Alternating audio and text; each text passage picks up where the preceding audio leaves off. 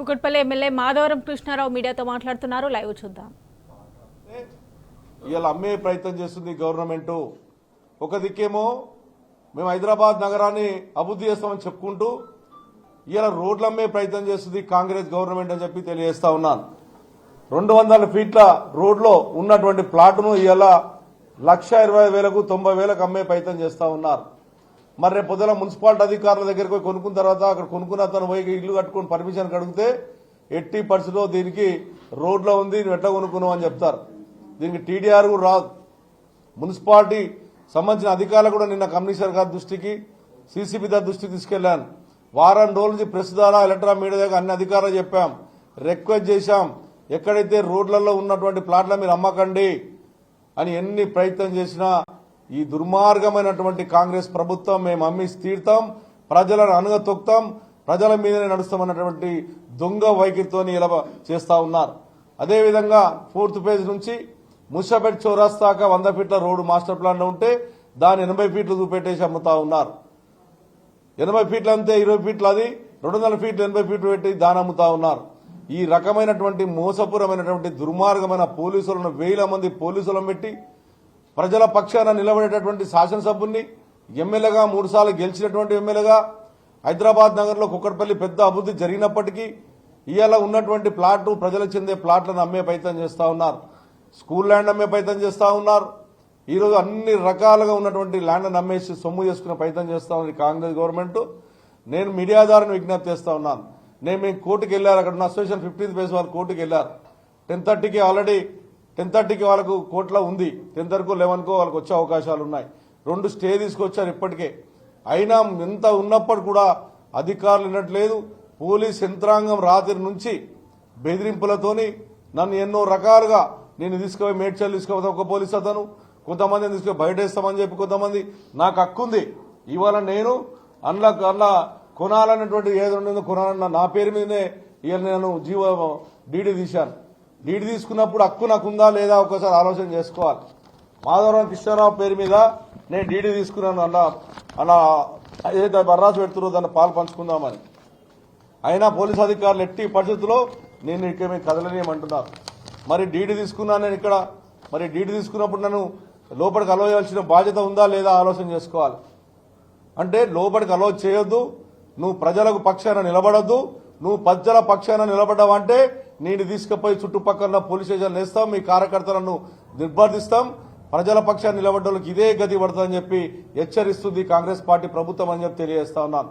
ఈ రకమైనటువంటి కేపీబీ కాలనీలో ఉన్నటువంటి ల్యాండ్లను అమ్మింది కాకుండా ఇవాళ దీనికే వదిలిపెట్టారు. రేపు school land, park land, good land ఇవన్నీ అమ్మే ప్రయత్నం చేస్తా ఉన్నారు హౌసింగ్ బోర్డు అధికారులు. అదేవిధంగా ఉన్నటువంటి కాంగ్రెస్ పార్టీ ప్రభుత్వం చేసింది 14 నెలల్లో చేసింది ఏం లేదు. కానీ హైదరాబాద్ నగరంలో ఉన్నటువంటి ప్రతి గజం జాగ కూడా గవర్నమెంట్ కాకుండా ప్రజలకు చెందే ల్యాండ్ అన్ని కూడా అమ్మే ప్రయత్నం చేస్తా ఉన్నారు.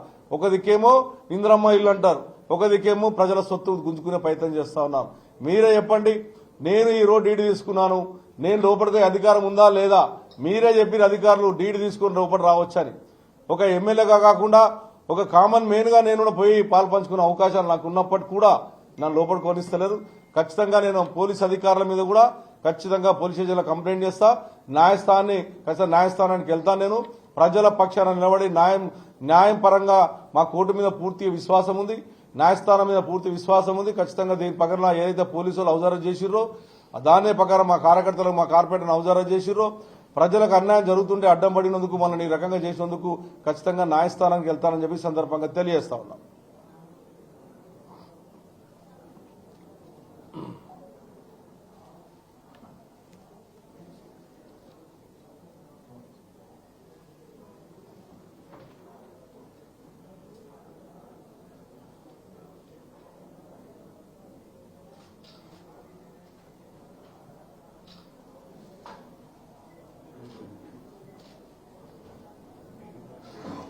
దీనికి ఏంటన్నా పొమ్మంటారా వద్దంటారా? పోదని వాళ్ళు చెప్తారు. నాకు హక్కు ఉందా లేదా చెప్పండి. మరి హక్కున్నదని కూడా నన్ను లోపలికి కొనిస్తలేరు పోలీసు అధికారులు. మీరు ఒకసారి మీరు అడగండి పోలీసు అధికారులు, మరి నాకు హక్కు ఉందా లేదా? 11 గంటల లోపల రావాలని చెప్పి వాళ్ళు మాకు ఇచ్చారు. హక్కు ఉంది, నేను డీడీ తీసిన, నా పేరు మీద డీడీ ఉంది, పోనీ మీరు చూసుకోండి కావాలంటే. చూసుకురా మరి డీడీ తీసుకున్నాక నల్ల చేయకపోవడం అనేది దుర్మార్గమా కాదా? ఏం చట్టం ఉంది ఇప్పుడు? నేను డీడీ తీసుకున్నాక లోపలిపోదని చట్టం ఏమైనా ఉందా? ఇంతమంది పోలీసులను పెట్టవలసిన అవసరం ఉందా ఇంటి ముందు?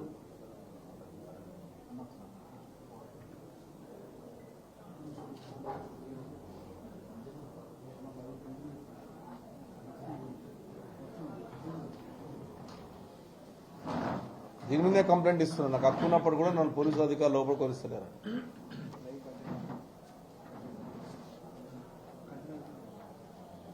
చూస్తున్నారు కదా,